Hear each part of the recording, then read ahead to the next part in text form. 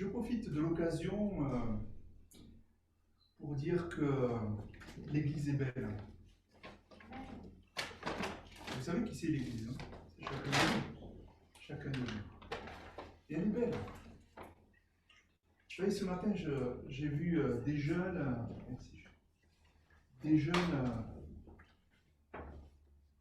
louer le Seigneur à la louange, ici. J'ai vu des jeunes au fond, qui faisaient la sono, qui font le PowerPoint. J'ai vu des jeunes qui préparaient la Sainte Seine, 3 jeunes. Merci Seigneur. Et ça, c'est bien sûr le Seigneur qui permet ça. Mais c'est grâce à chacun de nous aussi. On donne l'exemple, on montre, non pas pour montrer, mais qu'on aime le Seigneur. Et les enfants le voient. On peut parler, on peut dire pendant des heures, oui, Jésus est bon. Mais s'il n'y a pas de démonstration derrière, mais on le vit. Et on est ensemble et on le vit. Ça, c'est beau. Merci beaucoup. Que Dieu vous bénisse. Aujourd'hui, nous allons parler de l'Église édifice. Vous vous souvenez que nous sommes dans la série sur l'Église. Qu'est-ce que l'Église? Et donc, nous en sommes aux images. Anthony nous a parlé dimanche dernier du corps. L'Église en tant que corps de Christ. Et aujourd'hui, eh bien, je voudrais vous parler de l'Église édifice. Et c'est la pose de la première pierre que je vous propose en titre. En introduction, je voudrais débuter par dire que Jésus-Christ est la pierre angulaire. Donc, évidemment, vous le savez certainement tous et toutes. Jésus-Christ est la pierre angulaire de son Église, composée de tous ceux qui confessent que Jésus est le Messie, donc ça veut dire le oint, le Fils du Dieu vivant, dont Pierre est un caillou, une petite pierre, ça veut dire. Nous sommes, nous, des pierres vivantes de l'édifice. Des pierres vivantes de l'édifice. Becquel, c'est une pierre vivante de l'édifice. Elikia, c'est une pierre vivante de l'édifice. Hervé, c'est une pierre vivante de l'édifice. Vous tous et toutes. Gloire à Dieu. Pierre vivante. Les prédicateurs, comme vous le savez, nous parlons de l'Église, de cette série, avec l'aide du livre de Kuhn, Alfred Kuhn, un théologien qui est vraiment reconnu, qui a écrit un livre « Je bâtirai mon Église, l'Église selon le plan de Dieu ». Et si vous ne l'avez pas déjà fait, je vous invite vraiment à l'acheter, ce livre. Il est vraiment bibliquement, théologiquement bien construit. Donc, l'Église édifice, pose de la première pierre. Aujourd'hui, le plan, ça va être je crois qu'il y a une autre diapositive qui donne le plan. Donc, on va voir la première mention. Quand est-ce que, bibliquement, on trouve la première mention de l'Église? Et puis, on va lire un passage où il est noté « Tu es Pierre » et sur cette pierre. Qui est cette pierre? Qu'est-ce que ça signifie? Et puis, sur qui est bâtie l'Église? Alors ça, je vais y passer très rapidement, puisque la première prédication qui a eu lieu, je sais plus, novembre, merci, j'ai parlé de ça. Donc je vais vite passer là-dessus, mais voilà un petit peu le plan que je vous propose aujourd'hui. Alors, on va voir la première mention de l'Église dans Matthieu 16, versets 13 à 18. Si vous avez vos Bibles, vous pouvez tourner ces pages, sinon ça va vous être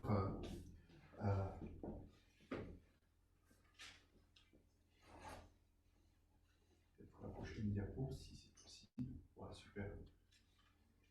Ok. Thierry, tu veux bien lire Jésus se rendit dans la région de Césarée de Philippe, interrogeant ses disciples qui se disaient les gens au sujet du Fils de l'homme. Qu'y a-t-il d'après eux? Ils répondirent pour les uns, c'est Jean-Baptiste, pour d'autres, Élie, pour d'autres encore, Jérémie, ou un autre prophète. Et pour leur demanda-t-il, qui dites-vous que je suis? Merci. L'autre diapo, Michael, tu veux bien? Simon-Pierre lui répondit, tu es le Messie, le Fils du Dieu vivant. Jésus lui dit alors, tu es heureux, Simon, fils de Jonas, car ce n'est pas de toi-même que tu as trouvé cela. C'est mon Père céleste qui te l'a révélé. Et moi, je te déclare, tu es Pierre, et sur cette pierre, j'édifierai mon église, contre laquelle la mort elle-même ne pourra rien. Merci. La première fois que Jésus-Christ parle de l'Église, c'est sur le chemin de Césarée, donc de Philippe. Et on le voit dans Matthieu donc 16, versets 13 à 18. Et c'est un moment décisif de son ministère à Jésus.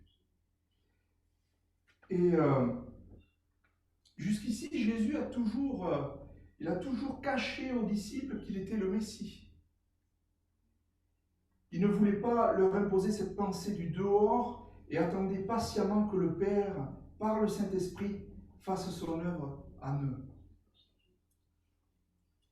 Et le moment lui semble venu à Jésus de voir où en sont ses disciples. Qu'est-ce qu'ils pensent de lui? Où est-ce qu'ils en sont? Vous allez me dire, non, mais il connaît déjà, c'est Dieu, il connaît tout. Hein, vous vous souvenez, Adam et Ève se cachaient. Où es-tu? Comme si Dieu ne savait pas. Il a de l'humour, hein, le Seigneur. Hein. On a le droit d'avoir de l'humour, hein, pardon. Même quand on est chrétien. Et donc, que va dire Jésus aux disciples? Il va dire, qui dit-on que je suis? Et puis, diverses opinions se sont fait jour, mais ce qui l'intéresse, c'est ce que pensent les apôtres eux-mêmes de lui. Et vous, qui dites-vous que je suis? Je vous pose la même question. Dans votre cœur, on va prendre un petit moment. Qui dites-vous qu'est le Seigneur? Qui est le Seigneur pour vous? Qui dites-vous que je suis?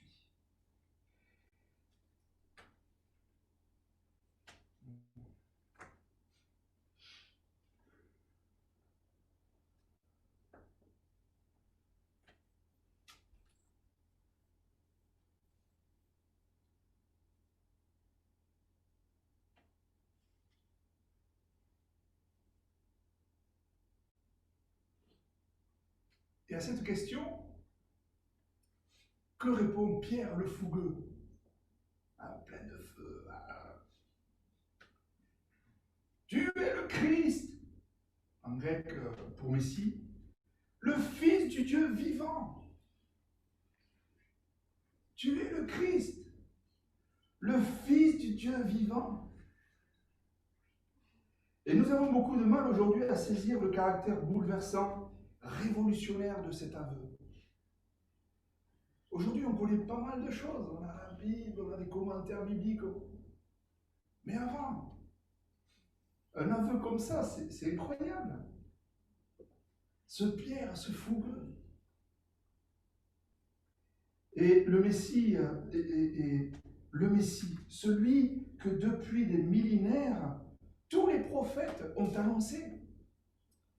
Celui qu'Israël attendait depuis de longues générations. Celui qui devait réaliser toutes les prophéties qui le concernaient, comme par exemple racheter Israël de ses péchés dans Ésaïe 53, de l'introduire dans la nouvelle alliance, Ézéchiel 36, Ce Messie était là devant eux, en chair et en os.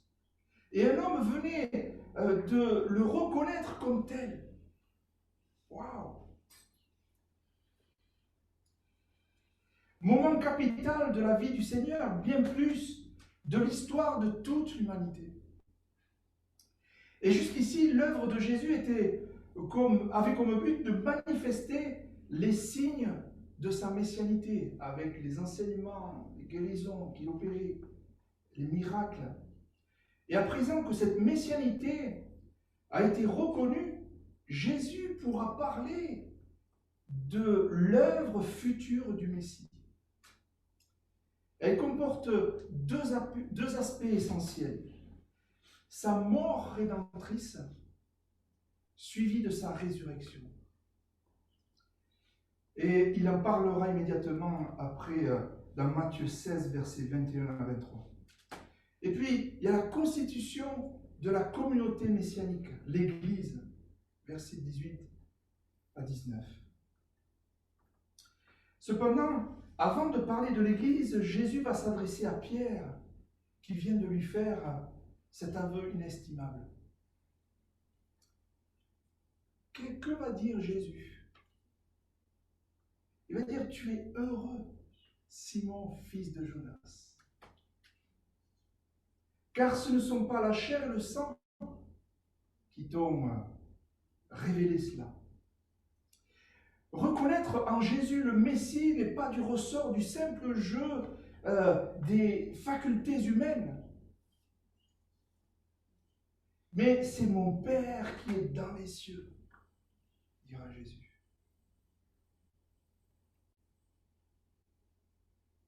Il a fallu une intervention directe de Dieu, une révélation, pour que Pierre arrive à cette conviction. Et on le voit dans Jean 6, 44 et Éphésiens.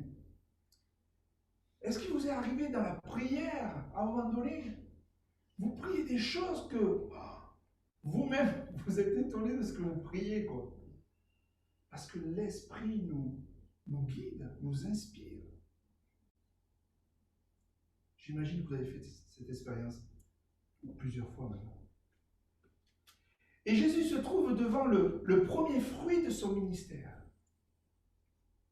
La première pierre pour l'édifice qu'il veut construire est là.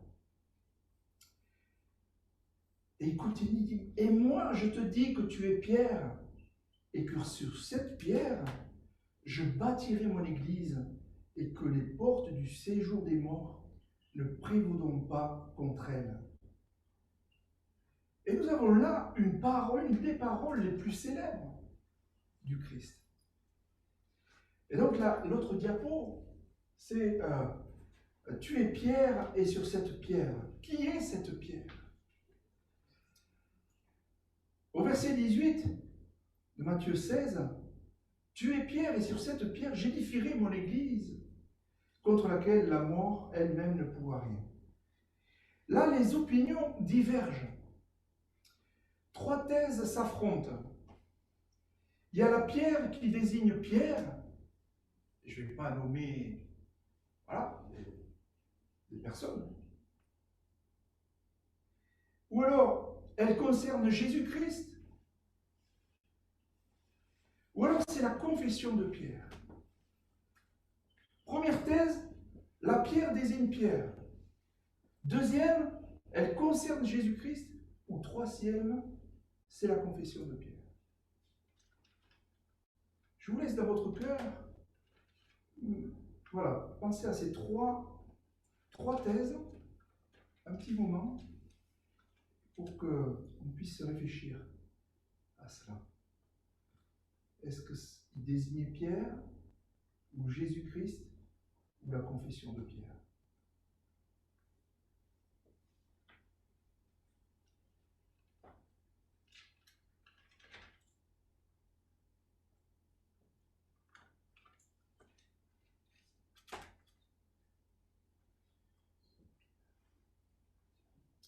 Le premier point, la pierre, c'est l'apôtre Pierre. Pierre est-il la pierre dont Jésus parlait? Une étude approfondie du texte dans l'original fait apparaître, dit Kuhn, une difficulté qui a fait hésiter bien des interprètes devant cette explication naturelle. En grec, le premier Pierre est au masculin et désigne un caillou, une pierre mobile. Et puis, le deuxième Pierre qui est mentionné est au féminin et a un sens différent, comme le sens roc, rocher.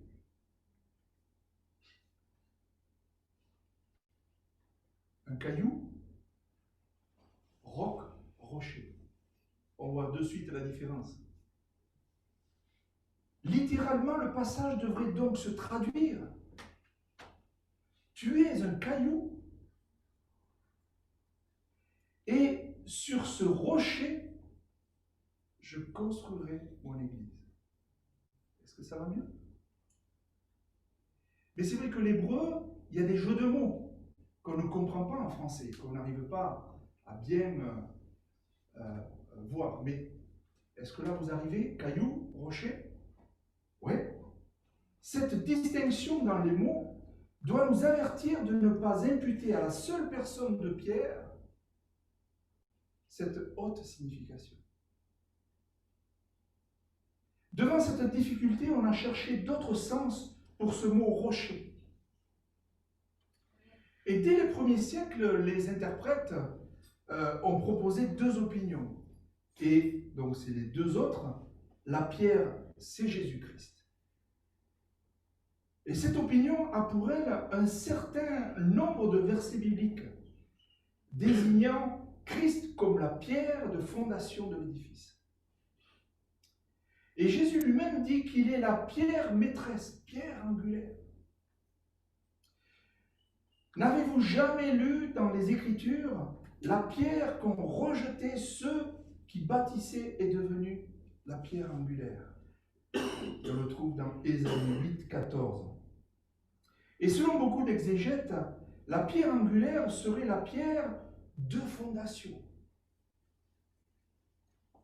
Cette parole est rappelée 2 fois par l'apôtre Pierre lui-même, devant le Sanhédrin dans Actes 4, 11 et dans son épître 1 Pierre 2, où il la rapproche d'une autre citation de l'Ancien Testament, Ésaïe 28, prouvant que la pierre de fondation, c'est Jésus-Christ lui-même.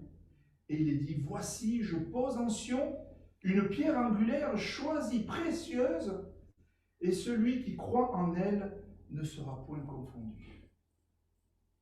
Approchez-vous de lui, pierre vivante, rejetée par les hommes, mais choisie et précieuse devant Dieu. C'est beau ce passage, hein? Il s'agit de nous. Voici, je pose en Sion une pierre angulaire, choisie, précieuse, et celui qui croit en elle ne sera point confondu. Approchez-vous de lui, pierre vivante, rejetée par les hommes, mais choisie et précieuse devant Dieu. C'est aussi la pensée de l'apôtre Paul. 1 Corinthiens 3,11. Personne ne peut poser un autre fondement que celui qui a été posé, à savoir Jésus-Christ. Et puis, Éphésiens 2,20, vous avez été édifiés sur le fondement des apôtres et des prophètes, Jésus-Christ lui-même étant la pierre de l'angle. Le roc de fondation qui donne la stabilité à tout l'édifice ne pouvait pas être un homme faillible comme Pierre. C'est pas sur un seul homme qui est pécheur, même s'il aime le Seigneur. Et on le voit dans Jean 18, versets 15 à 27, Galates 2. Seul Jésus-Christ pouvait lui assurer cette solidité. Et puis on a proposé donc une troisième solution. La pierre, c'est la confession de Pierre. C'est sur cette confession, tu es le Christ, le Fils du Dieu vivant, que Jésus veut édifier son Église.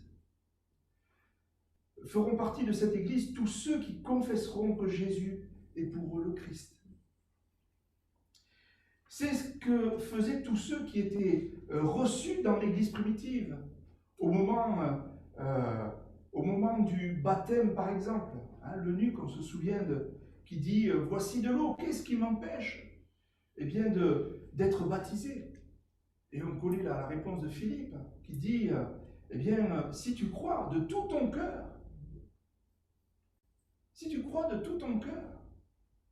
eh bien, c'est possible. Cela est possible. » Et l'eunuque répondit, « Je crois que Jésus-Christ est le Fils de Dieu. » Acte 8, versets 36 à 37. Celui qui confesse que Jésus est le Fils de Dieu, Dieu demeure en lui et lui en Dieu. 1 Jean 4, 15. Le thème central de la prédication apostolique était Jésus est le Fils de Dieu. Acte 9, verset 20. Et l'étude des plus anciennes confessions de foi chrétienne démontre que cette confession, Jésus est le Christ, était la base de la constitution de l'Église, puisque c'est ce qu'on demandait aux néophytes de confesser au moment de son baptême. Jésus est le Fils de Dieu.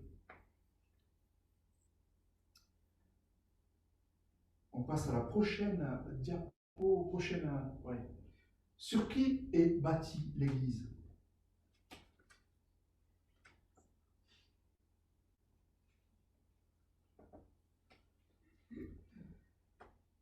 Ainsi, la maison sera bâtie à la fois sur le roc, Christ, sur Pierre, première pierre de l'édifice, et sur la déclaration qu'il vient de faire, puisque c'est par elle qu'il est devenu Pierre. Pierre a été la première pierre posée sur le roc. Il n'a pas été la seule. L'Église est édifiée sur le fondement des apôtres et des prophètes, nous dit la parole. Éphésiens 2:20.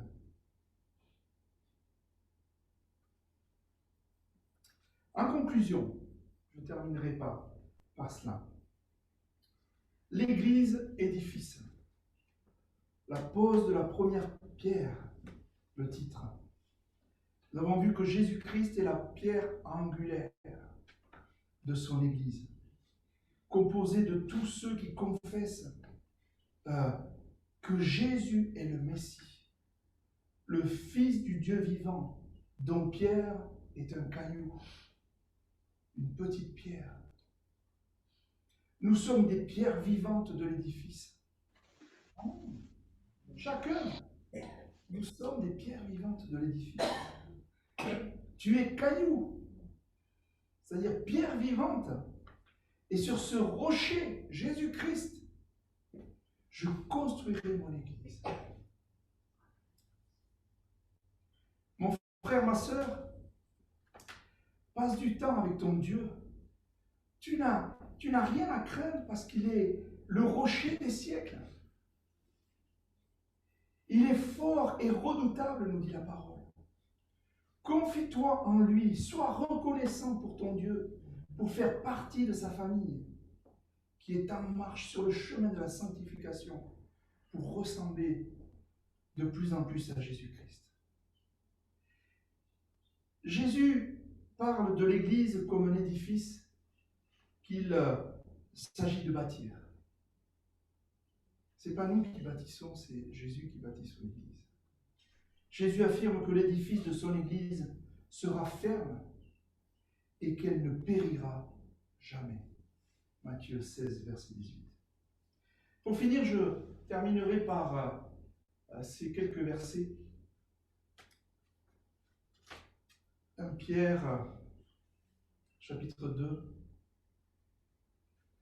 versets 4 à 10. Il est la pierre vivante que les hommes ont rejetée, mais que Dieu a choisie. et à laquelle il attache une grande valeur. Approchez-vous donc de lui.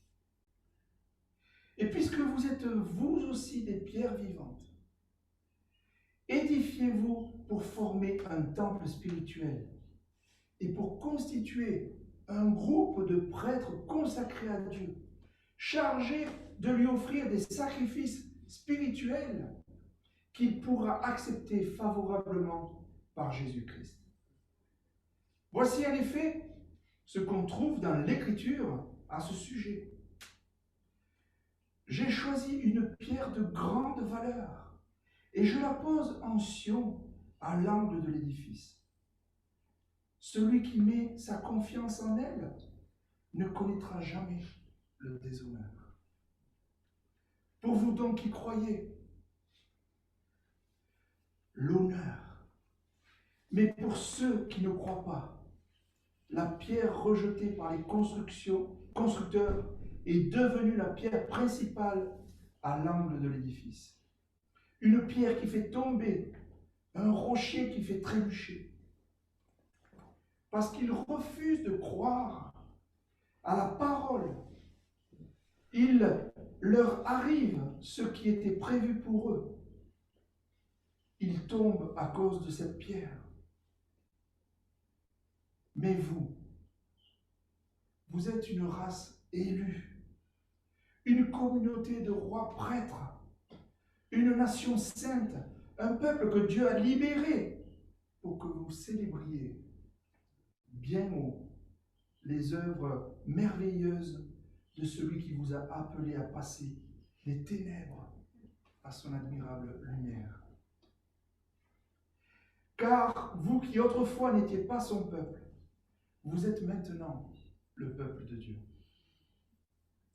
Vous qui n'étiez pas au bénéfice de la grâce de Dieu, vous êtes à présent l'objet de sa grâce.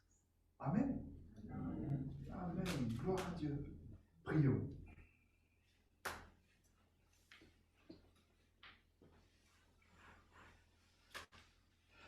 Seigneur, c'est une grâce d'être une pierre vivante dans ton Église, dans l'édifice.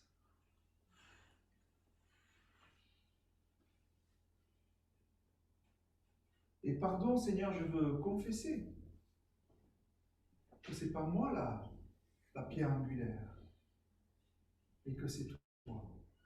Peut-être dites ces mots dans vos cœurs, si vous le désirez. Oui, pardon, Seigneur. Peut-être parfois je me prends pour ce rocher, ce roc.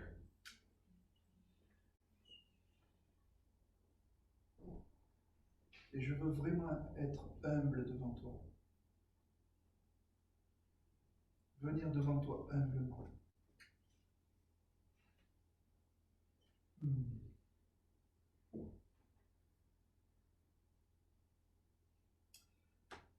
Merci Seigneur. Chacune, nous sommes une pierre vivante de l'édifice. Merci parce que chacun a sa place dans ton Église. Pardon Seigneur d'avoir peur parfois de nous rabaisser et de ne pas s'impliquer en tant que personne de la maison de Dieu.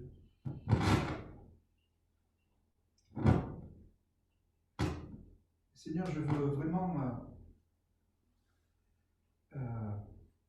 m'impliquer chez moi, dans ta maison. Je suis ton enfant et je suis bien dans ta maison, Père de gloire. Et je veux vraiment faire ce que tu veux que je fasse pour ta gloire. Amen.